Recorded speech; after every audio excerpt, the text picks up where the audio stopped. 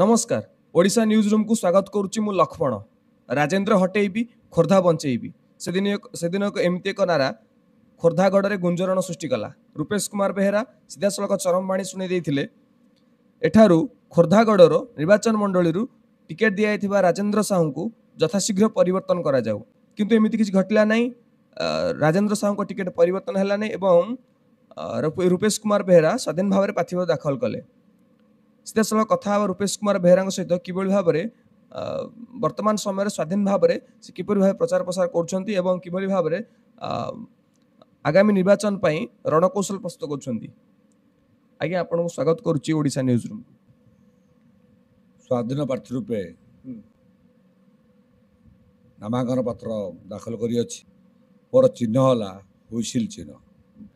समस्त जनसाधारण अनुरोध आपण मिथ्या प्रलोभन भाषित न होई प्रलोभित न होई आपण बहुमूल्य भोट टी ये प्रकृत ये जनसाधारण समस्या बुझीपर सेवा जोगई पार उन्नतमूलक कार्य करिपारिब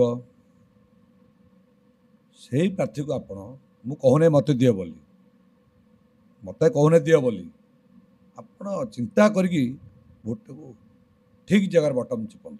विजु जनता दल मोर रक्तर मु विजु जनता दल बहुत भल पाए जेहेतु मत दल देला नहीं मुझे जिते मुझे विजु जनता दल को जी कौटी जी ना मो स्वाधीन भाव राजेन्द्र साहू तो विजु जनता दल प्रार्थी होती आपण विजु जनता दल को जीवे कहते पुणी कथा माने राजेन्द्र साहू को जनसाधारण ग्रहण करूना से ग्रहण करुले रूपेश कुमार बेहेरा को जेहेतु दल ठीक लोक चिन्ह पाइलानी तार जवाब यही हुइसिल चिन्ह ही देवे। किभली भाव में आपण स्वाधीन रे लड़िबे किभली भाव में एटा होची मो बापांकर आशीर्वाद स्वर्गत सचिंद्र बरांग आस मु आज जी निर्वाचन बैतरणी पार हेबी मो बापा नाम पारित हेबी वो विजु जनता दल ये पारित हेबी ना निश्चय मु रणांगन रे जितबी निश्चय विधानसभा को जीवी जोरसोर लड़े हम लड़े सेमती ना लड़े मोर हम भारतीय जनता पार्टी सहित कंट्राक्ट शासन जो चली यहाँ सबुदिन में बंद करदेवी कौट जो पीसी कारबार 12% जो काटिकी नौ से 12% कौन बापार सरकार तो धन दौरान पैसा आप कौन पे ने 5 कोटी हो 10 कोटी हो कहीं 12% काटिदेवे यदि कम निम्नमान रही तो तदारख कर तार बिल बंद कर 12% देखिए बिल पास करदेव बहुत फल्स बिल मुझे आसे मु तार खोलि पेढ़ी शासन सत्य धर्म न्याय चलो धर्म न्याय मु को कान को कथा शुणिबी प्रकृत निजे जी तदारख करी प्रत्येक काम मुझे चेक करी लोक मानकर अभियोग आसला मुझे फिल्ड उपरू जी फिल्ड तदारख कर आसबि यदि काम ठीक है ओके काम नथिले बंद बिल ए नेता मान तो जो अच्छा ये तो मोटू राजनीति बहुत जूनियर एमाने आमको चांस दियंते किंतु जो दायित्व दियंती मु सब से काम करे कि भितरी खबर से आमको दियंती से निर्णय निहंती ये कारबार होए आमको गोरु भाला नहीं खटाती फिल्ड उपर कारबार कौन हुई कारबार माल तो टंका कारबार माने बुझा बोलानी अरे एटा कौन खोला कह जाए कारबार टंका कारबार पीसी कारबार माल देले फोन हो गले पास हो आपण कौन ताले अलगा करिवे से पीसी कार समान को आपण जदी विजय हासिल करिवे विजय हासिल जते काम सब हेची जोडू अभियोग आसीबो तार तदंत करा जो ये अच्छा ये प्रशांत जगदीश ने कहले खोर्धा रे शासन चलची ऑफिसर मानकर आउ जदी प्रशांत जगदीश आसंती ऑफिसर मान शासन बंद करेंगे कथा कौन भावन से तो जोड़ा कहले ठीक अफसर शासन चली ଯେ ତାଙ୍କ ଶାସନ ଚାଲିବ ସେଇଟା ଭୁଲ। ରାଜେନ୍ଦ୍ର ସାହୁ ପ୍ରତି ପଞ୍ଚାୟତ ସ୍ତରରେ ଯାଇକି ପ୍ରଚାର ପ୍ରସାର ଆରମ୍ଭ କଲେଣି। ଆପଣଙ୍କ ପ୍ରଚାର ପ୍ରସାର କେତେ ଆଗକୁ ଗଲାଣି? ଯେହେତୁ ସିଏ ପ୍ରତ୍ୟେକ ପଞ୍ଚାୟତ ସହ ଜଡ଼ିତ, ଯେ ପ୍ରଚାର କଲେ ଯେ କିନ୍ତୁ ସେ ଯେଉଁ ଦୁର୍ନୀତିରା କରିଛନ୍ତି ତାକୁ ଆଉ ଲୋକ ଗ୍ରହଣ କରୁନାହାନ୍ତି। ଲୋକ ଗୋଟେ ସ୍ୱାଧୀନ ଚିନ୍ତାଧାରା ଚାହୁଁଛନ୍ତି, ନବୟ କଳେବର, ନୂଆ ଚେହେରା।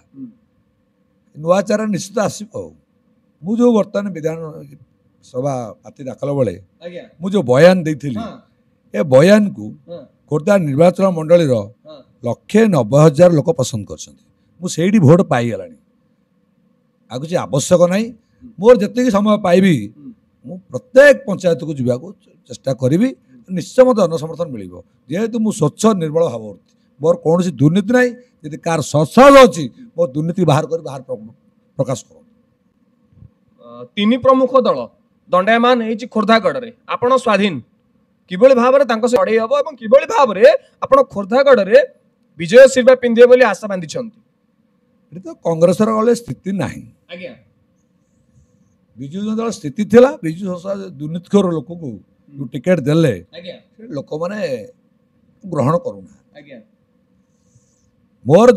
ମୋର ଲଢ଼େଇ ହେବ ଭାରତୀୟ ଜନତା ପାର୍ଟି ସହିତ। ଆଜ୍ଞା, ଆଉ ନିର୍ବାଚନରେ ଆଜ୍ଞା, ଯେହେତୁ ମୋର ଗଣେଶ ଜଗଦେବ ଆଜ୍ଞା, ସିଏ ମୋର ଭାଇ ଭଳିଆ, ଆଜ୍ଞା, ମୁଁ ଭାଇ ଭଳିଆ ତାଙ୍କୁ ସମ୍ମାନ ଦେବି।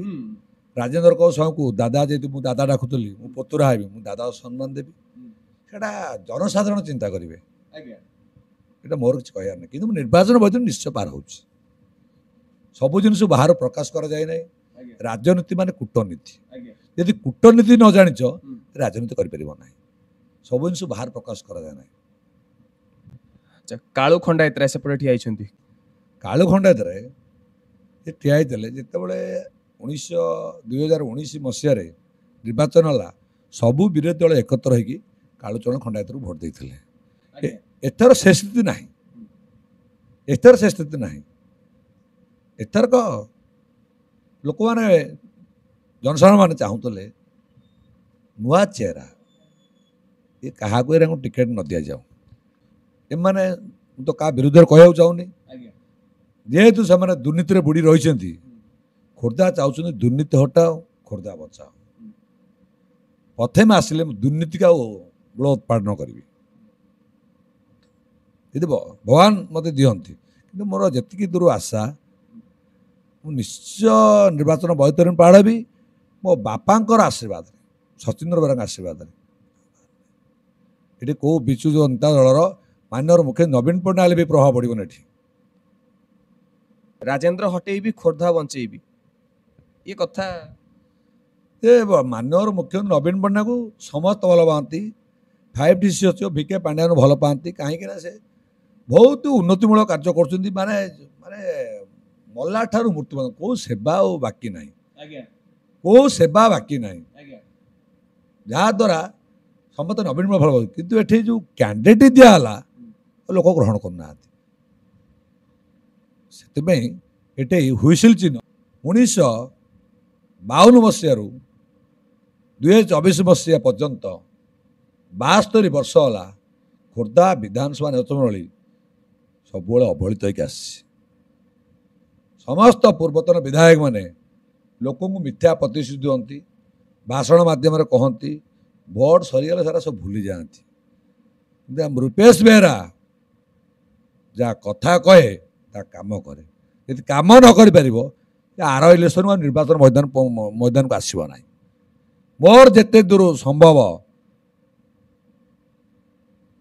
ଓଡ଼ିଶା ସରକାରଙ୍କଠୁ ପାଣ୍ଠି ଆଣିବି। ଯୋଉଠି ସମସ୍ୟା ଅଛି ତାକୁ ତତ୍କାଳୀନ କଥା କହିବ ରୂପେଶ ବେହେରା, କାମରେ କରିକି ଦେଖେଇବ।